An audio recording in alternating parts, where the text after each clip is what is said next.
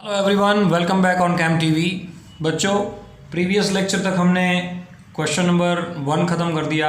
हमारी एक्सरसाइज 2.3 चल रही थी, जिसके अंदर हमने डिवीज़न मेथड सीखा था।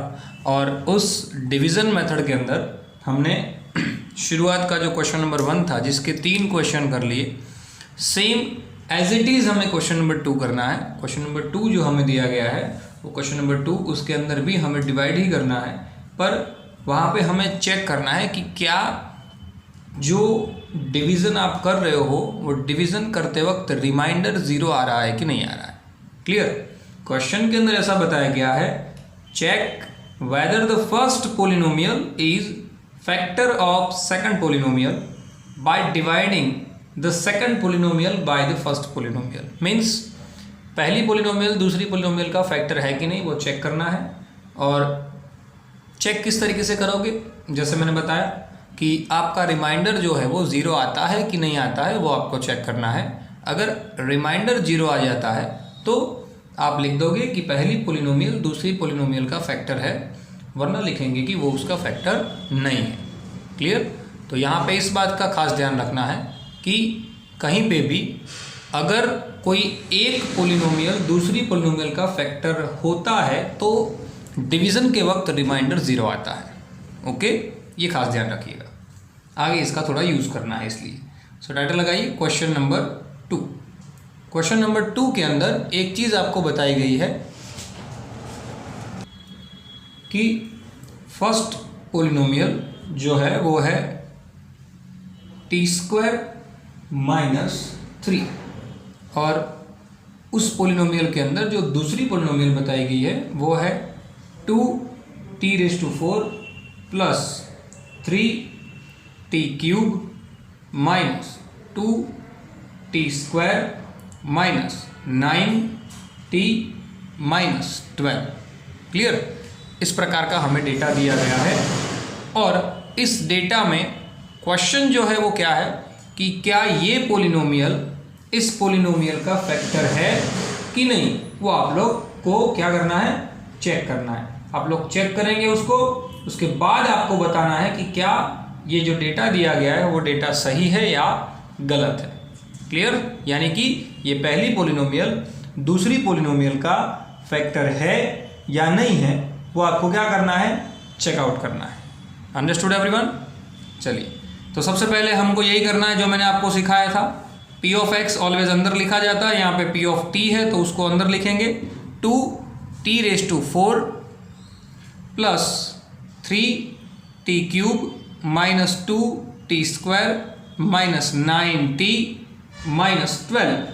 बाहर की साइड t² प्लस 0t, आपको याद होगा मैंने बताया था कि पहले 2 पावर वाला टर्म आएगा, उसके बाद 1 पावर वाला टर्म। जैसे यहाँ पे जैसे सीक्वेंस जा रही है 4 power 3 power 2 power 1 power and constant term, same as यहाँ पे भी क्या करना पड़ेगा हमको, t⁵ मतलब कि t² प्लस 0 t⁵ मतलब कि 1 पावर और -3, तो हमें सम गिनने में आसानी रहे। चलिए, अब मेरे पास है t² और मुझे बनाना है 2t⁴, तो मैं करूँगा क्या, मैं उसको मल्टीपल करूँगा किससे, 2t² से। किससे मल्टीपल करूँगा, 2t² से, तो मेरा 2t⁴ आ जाएगा। सेकंड स्टेप मैंने आपको सिखाया था t² × t² t³ हो जाएगा, लेकिन टर्म तो 0 ही रहेगा। वो रेडी, वो तो हम अपनी सहूलियत के लिए लिखते हैं। -3 6t² as it is. Third step के अंदर हम सबकी साइन बदल देते हैं। क्लियर? तो पहला टर्म ऑलवेज उड़ जाता है। सो 3t³ एज इट इज हो जाएगा, क्योंकि इसका तो कोई मतलब नहीं है ना। -2t² प्लस 4t², वो बन जाएगा 4t²। ऊपर से -9t आएगा नीचे।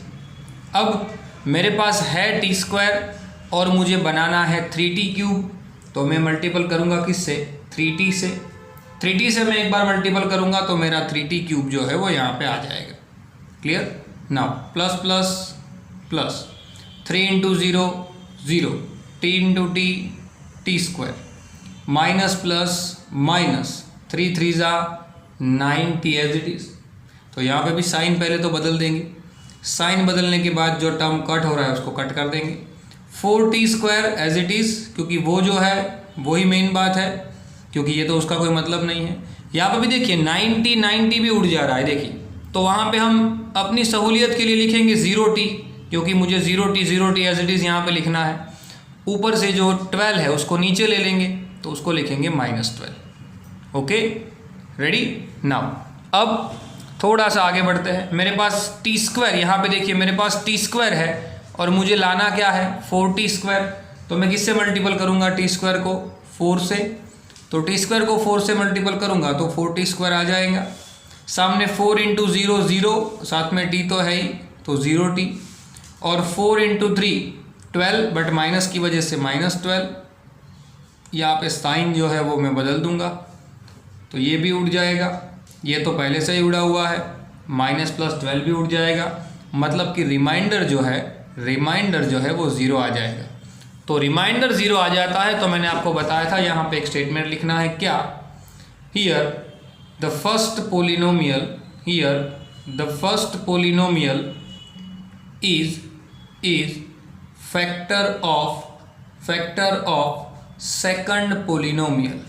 रेडी, यानी कि क्वेश्चन के हिसाब से t² - 3 is the factor of 2t⁴ + 3t³ + -2t² - 90 - 12। Okay, बस यही चीज़ हर वक्त करनी है जो हम डिवीज़न करते आ रहे हैं, बस वही चीज़ डिवीज़न के अंदर भी हमें यही करना है। ओके, अब नेक्स्ट जो सम है उसको भी चालू करते हैं। टोटल 3 सम है, तो उसमें से 2 मैं करवाऊंगा, एक आपको ट्राई करने के लिए दूंगा। आप लोग उसको ट्राई कीजिएगा तो आपको पता चलेगा किस तरीके से सॉल्यूशन करना है। ठीक है, चलिए दूसरे नंबर का जो सम है उसको ट्राई करते हैं। दूसरे नंबर का सम, उसके अंदर क्वेश्चन के डेटा के अंदर बताया गया है कि पहली पोलिनोमियल जो है वो है x² + 3x + 1, 3 टर्म वाली ट्राइनोमियल है, और जो दूसरी पोलिनोमियल है वो है 3x⁴ + 5x⁵ - 7x² + 2x + 2। तो यहाँ पे भी देखिए 4 3 2 1 कांस्टेंट, मतलब कि सीक्वेंस है। तो अब हमें कुछ करना नहीं है, सिर्फ डिवीज़न करना है। यहाँ पे जो क्वेश्चन दिया गया है कि भाई ये इसका डिवीज़न, माफ़ कीजिए, फैक्टर है कि नहीं, तो उसको हम चेक करेंगे। चलिए चेक कर लेते हैं। पहले जो डेटा है उस डेटा को अरेंज कर देते हैं, x² + 3x + 1। चलिए डिवीज़न करना स्टार्ट करते हैं। डिवीज़न के अंदर हम क्या करते थे, पहले को पहले जैसा बनाते हैं। x² को 3x⁴ बनाना हो तो मुझे किससे मल्टीपल करना पड़ता है, मेरे पास ऑलरेडी x² है, और अगर मुझे वो x² को 3x⁴ बनाना हो तो पहले तो मुझे 3 से मल्टीपल करना पड़ेगा और उसके बाद मुझे x² से मल्टीपल करना पड़ेगा, तो 3x⁴ आ जाएगा। अब 3 3 यहाँ पे 9 हो जाएगा, x² × x x³ हो जाएगा, 3x² 1 3x² हो जाएगा। यहाँ पे जैसे मैंने बताया था आपको एक चीज़ का खास ख्याल रखना है, 4 पावर वाले टर्म के नीचे 4 पावर, 3 पावर वाले टर्म के नीचे 3 पावर और 2 पावर वाले टर्म के नीचे 2 पावर आ ही जाना चाहिए। चलिए माइनस माइनस माइनस हम साइन हर वक्त बदल देते हैं, पहला टर्म ऑलवेज उड़ जाता है। 5x³ - 9x³, आंसर आ जाता है 4x³। चलिए -7x² - 3x² हो जाएगा -10x², ऊपर से आ जाएगा +2x, ऊपर से क्या आ जाएगा +2x। चलो अब मेरे पास है x² और मुझे -4x³ लाना है, तो पहले तो मुझे माइनस से मल्टीपल करना पड़ेगा। अब 4x³ लाना है, ऑलरेडी x² तो है ही, तो सिर्फ 4x से करूँगा तो मेरी बात बन जाएगी, तो मैं यहाँ पे -4x³ ले आऊँगा। चलिए माइनस प्लस पहले तो माइनस कर देता हूँ, 4 3 12 कर देता हूँ, और x × x x² कर देता हूँ। उसके बाद यहाँ पे भी minus plus minus, 4x 1 4x, तो यहाँ पे जो साइन है वो साइन क्या होगी, यहाँ पे भी चेंज हो जाएगी। -10x² + 12x² तब्दील हो जाएगा 2x² में, 2x + 4x तब्दील हो जाएगा 6x में, ऊपर से जो 2 है वो नीचे आएगा। चलो मेरे पास है x², मुझे लाना है 2x², तो मैं किससे मल्टीपल करूँगा, 2 से मल्टीपल करूँगा, तो वो बन जाएगा 2x²। चलिए अब यहाँ पे देखिए 2 है तो 2 3 जा 6, तो यहाँ पे 6x भी हो जाएगा और सेम एज इट इज़ 2 1 जा 2 भी हो जाएगा। तो साइन बदलने के बाद सारे टर्म उड़ जाएंगे और यहाँ पे भी मेरा रिमाइंडर क्या आ जाएगा 0। तो यहाँ पे भी हम वही स्टेटमेंट लिखेंगे। कौन सा स्टेटमेंट लिखेंगे? यहाँ पे लिखेंगे कि first polynomial is factor of second polynomial. First polynomial is the factor of second polynomial. Okay, कुछ करना नहीं है, यही चीज़ आपको देखनी है, अच्छी तरीके से समझनी है। समझ में नहीं आ रहा हो तो एक बार फिर से वीडियो को देखिए, आराम से समझ में आ जाएगा। ठीक है, तीसरे नंबर का यही प्रकार का जो सम है वो मैं आपको होमवर्क में फ़िलहाल दे रहा हूँ। उसमें करना क्या है समझिए। बताया गया है x³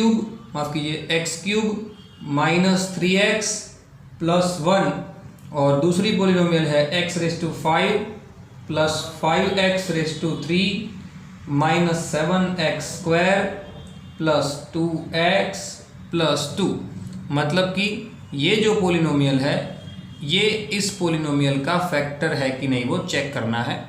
तो जैसे मैंने बताया था हमें करना क्या रहेगा, ये जो पोलिनोमियल है मैं आपको सिर्फ सेटअप करके देता हूँ, उसके बाद आपको ये खुद ट्राई करना है। ये जो है वो अंदर की साइड आएगा, clear, plus 2x plus 2। But यहाँ पे एक चीज़ खास ध्यान रखनी है, यहाँ पे 5 के बाद 3 है तो यहाँ पे आप लोग ऐड कर सकते हो x⁴, बट साथ में आ जाएगा 0 आपकी सहूलियत के लिए। और यहाँ पे सेम x³ के साथ आप 0x² ऐड कर सकते हो, क्योंकि हमारे पास स्क्वायर वाला टर्म नहीं है ना, उसके बाद कांस्टेंट आता है, माफ़ कीजिए 1 पावर आता है, उसके बाद कांस्टेंट आता है। ठीक है, तो यहाँ पे एक चीज़ जो रह गई वो लिख लीजिए कि x⁵ plus 0x⁴ plus 5x⁵। Okay, सो इस तरीके से बच्चों इसको डिवाइड करना है और आपको चेक करना है कि जो हमारा रिमाइंडर है वो रिमाइंडर 0 आता है कि नहीं आता है। If remainder is equal to 0 then yes first is the factor of second, but if remainder is not 0 then no first is the not the factor of second polynomial.